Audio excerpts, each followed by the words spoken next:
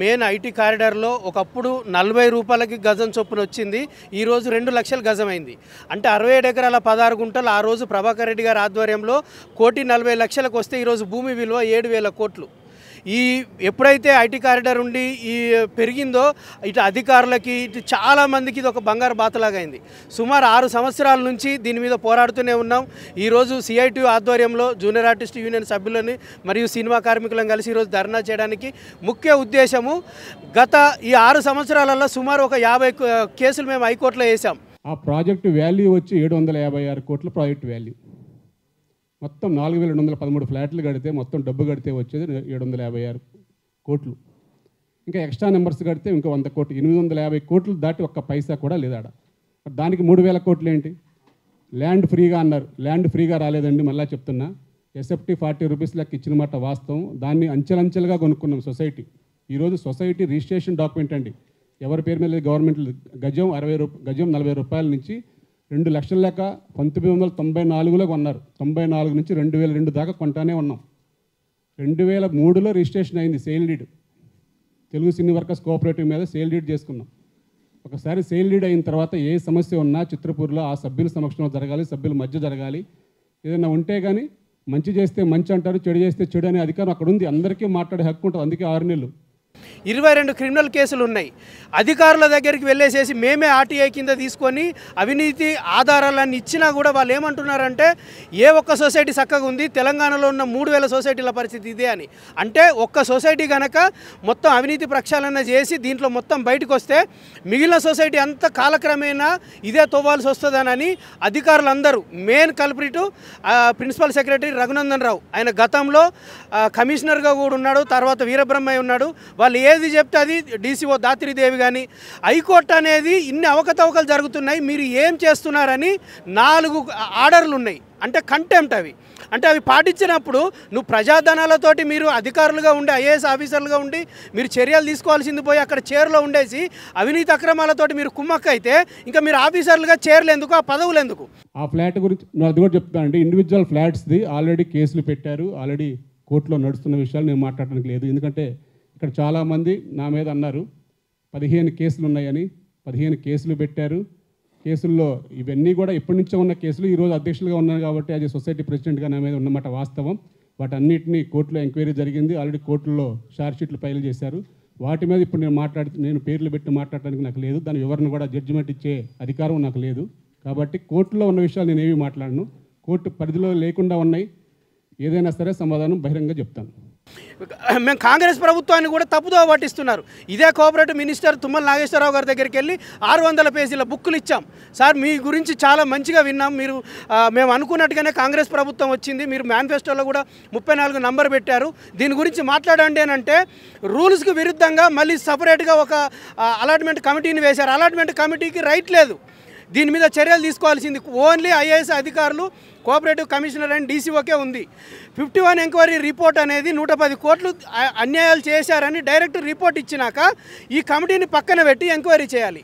అంటే కమిటీలో ఉండి ఆరోపణలు ఎదుర్కొన్న వాళ్ళు అక్కడ కమిటీలో ఉంటే వీళ్ళు అడిగిన ఎలాగ వాళ్ళకి ఇస్తారు? వాళ్ళని పక్కన పెట్టి ఒక పిఐసి అడా కమిటీ వేసి ఇచ్చేస్తే సరిపోతుంది. వాళ్ళు మొత్తం ఆడిటింగ్ అంతా మార్చేస్తున్నారు. 51 ఎంక్వైరీ మళ్ళా జరగాలనే ఉద్దేశంతో కాంగ్రెస్ ప్రభుత్వం వచ్చిన తర్వాత ఫుల్ ఫ్లెడ్జ్డ్గా జరగాలని మరలా ఎంక్వైరీని రీఓపెన్ చేయడం జరిగింది. ఇప్పుడు ఎంక్వైరీ జరుగుతుందండి. Still now already enquiry within 2-3 మంత్స్లో రిపోర్ట్ వస్తుంది. ఒకవేళ నిజంగా దాంట్లో కనుక అది కూడా 2000 నుంచి 2020 దాకా ఉన్న కమిటీ మొత్తం మీద వేశారండి ఎంక్వైరీ.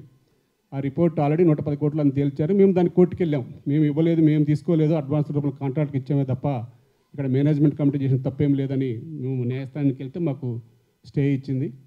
ఇప్పుడున్న ఈ 4.5 ఎకరాలల్లో పాతది హైడ్రాకి బిఫోర్ వచ్చిన పర్మిషన్ పెట్టుకొని సఫారీ సూట్ అని ఇక్కడ ప్రొడ్యూసర్ కౌన్సిల్లో పెట్టేసేసి అనౌన్స్ చేసి రియల్ ఎస్టేట్ బిజినెస్ చేశారు. చిత్రపురి అనే దానికి ప్రొడ్యూసర్ కౌన్సిల్కి సంబంధం ఏముంది? అసలు ప్రొడ్యూసర్స్కి ఏం సంబంధం? అది ఇచ్చింది పేద సినిమా కార్మికులకి. మళ్ళీ 7,000కి ఒక ఎస్ఎఫ్టీ అనేది పెట్టడానికి రీజన్ ఏంది అంటే స్టార్టింగ్ ప్రైస్ 94 లక్షలు, మీరు జూనియర్ ఆర్టిస్టులు మీరు కట్టుకోలేదు కాబట్టి మేము మళ్ళీ బయట వాళ్ళకి అమ్మేశాం.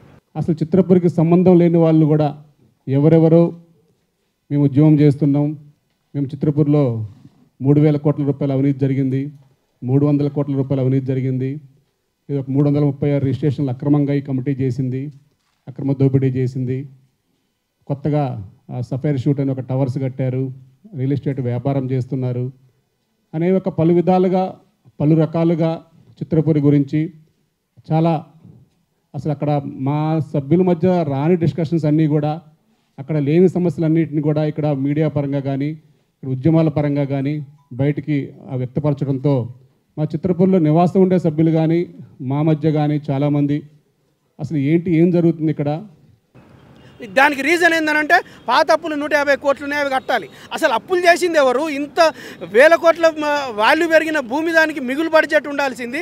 అప్పులు కారణం ఎవరు? దాని మీద చర్యలేంటి? ఈ 5 సంవత్సరాల నుంచి కాలయాపన ఏంటిదని అనేది వదిలేసి మళ్ళీ 6 కోట్లకి విత్డ్రాల్స్కి వీళ్ళకి చెక్ పవర్ కూడా లేదు. విత్డ్రాల్స్కి డీసీఓకి పర్మిషన్ పెట్టారు. నేను మద్దినేని గారు ఆర్టీఐ కింద వాళ్ళకి మీరు ఏవేటికి పర్మిషన్ ఇచ్చారని అధికారులకు ఇస్తే వాళ్ళు ఇవ్వట్లేదు. అంటే వీళ్ళు కలిసేసేసి కోట్లు దాంట్లో అకౌంట్లో రావడము, ఇది ఇష్టానుసారంగా అంటే ఒక్క రకంగా కాదు, ఒక 30-40 పద్ధతులలో వీళ్ళు ఉల్లంఘన చేశారు. అవన్నీ విచారణ జరిగితే మొత్తం దీంట్లో స్కామ్ అంతా బయటపడుతుంది. దానికి film Nagar society, Jubilee society పెద్ద అన్ని దీనికి అనుసంధానంగా ఉంటాయన్న ఉద్దేశంతో ఈ అవినీతిని కాపాడడానికి చాలా పెద్ద ఎత్తున వెనకాల అధికారులు అనేది ఉన్నారు. ఈ అధికారులని దయచేసి ముఖ్యమంత్రి దృష్టికి మేము తీసుకెళ్తున్నాం. మీరు నిజంగా ముఖ్యమంత్రి అయినాక 2 సార్లు మిమ్మల్ని కలిసాము.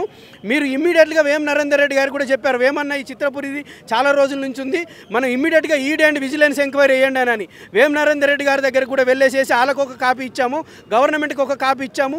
మేము ఇచ్చిన పేపర్లు రాంగ్ అయితే మమ్మల్ని ఇమ్మీడియట్గా జైలుకు పంపించండి. ఇది ఈ ఉద్యమం అనేది చిత్రపురి అవినీతి ప్రక్షాళన అనేది ఏ రోజుకి ఆగేది కాదు. ఎందుకనంటే ఈరోజు తెలుగు చలనచిత్ర పరిశ్రమ 7,000 కోట్ల భూమిని కోల్పోతుంది. అక్కడ అన్యక్రాంతం అవుతుంది. అక్కడ అవినీతి రాబందులు అనేది దాన్ని ఏలుతున్నారు.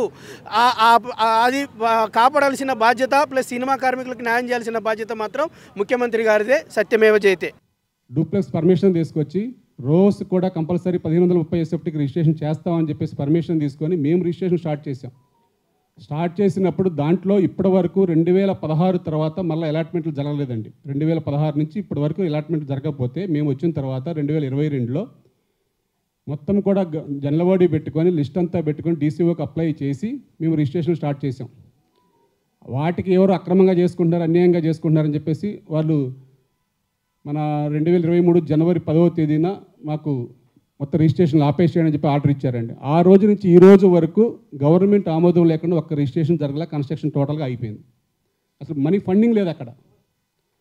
దాని గురించి ఎవరు మాట్లాడరు. అది ఎవరి వల్ల ఆగింది? వాళ్ళ వల్లే ఆగింది.